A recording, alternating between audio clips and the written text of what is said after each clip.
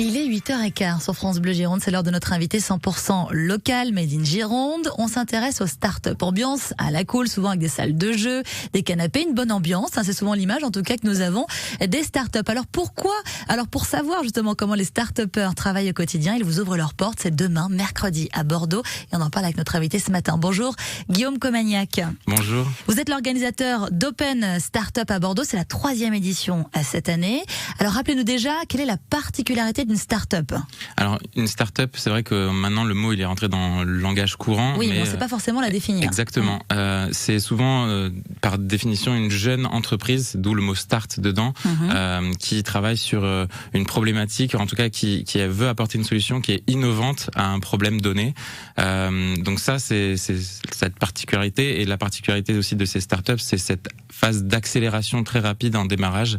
Donc oui, on aura le plaisir demain de montrer un certain nombre à Bordeaux qui vous leur portent. Et pourquoi on associe souvent à cette ambiance assez cool, d'un endroit où finalement les collègues sont un peu des copains, où il y a une ambiance hyper détendue avec un management à l'américaine ? C'est cette influence américaine justement qui a donné un peu ces codes-là au monde start-up, et c'est vrai que l'ambiance à la cool permet aussi de recruter peut-être plus. Ah, c'est pour nous attirer.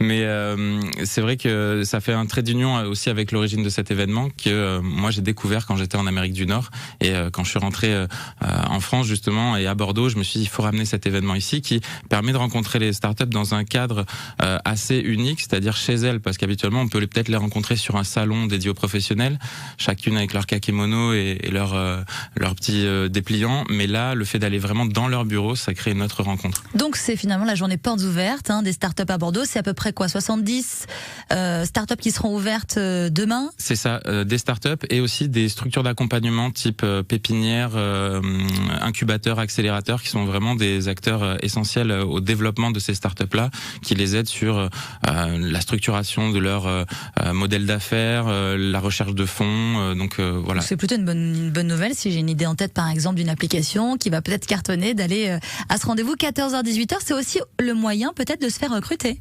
Oui, en effet, on a plus de la moitié des startups qui participent demain à l'opération qui recrutent, et on en a aussi beaucoup qui recrutent mais qui ont juste même pas le temps de poster une annonce. Donc il faut y aller. On a eu des belles histoires par les années précédentes où des gens ont démarré un contact grâce à cet événement-là. Donc on vient avec son CV, c'est quand même conseillé par exemple. On peut, en effet, c'est important. Alors aujourd'hui dans l'univers startup, on met beaucoup à jour aussi ses profils sociaux, LinkedIn notamment, mais oui, le CV. Vous êtes en train de me dire que c'est ringard le CV, c'est ça ? Mais en fait, que tout se passe sur les réseaux sociaux en fait.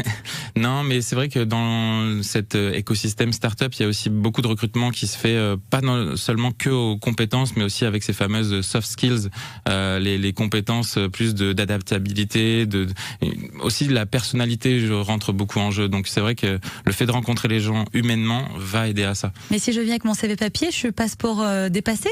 Non, mais vous pouvez venir avec ou sans, c'est ça que je veux dire. Tout le monde est bien de se mettre à la page quand même, de savoir, par exemple. Alors c'est un rendez-vous gratuit, on le rappelle quand même, destiné aux étudiants, aux jeunes diplômés, en recherche d'emploi, investisseurs aussi, mais aussi aux simples curieux, désirés d'en savoir un petit peu plus sur cet écosystème bouillonnant que sont les startups.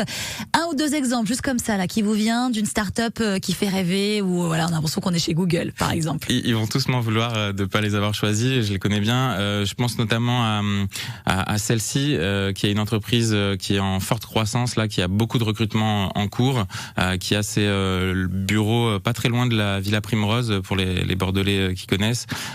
Et sinon, après, il y a aussi beaucoup d'entreprises à découvrir à la Cité Numérique. On peut donner un nom ou deux, donc celle-ci, je le disais, je pense à vraiment plein, à Kigora, Fari, à Linksider. Voilà, je pourrais vraiment vous en donner plein. Bon, en tout cas, merci. On retrouve d'ailleurs ces entreprises, ces startups sur votre site www.openstartup.fr, et c'est donc demain, c'est gratuit, 14-18h. Merci beaucoup Guillaume Comagnac d'avoir été avec nous ce matin. Merci sur France Bleu Gironde.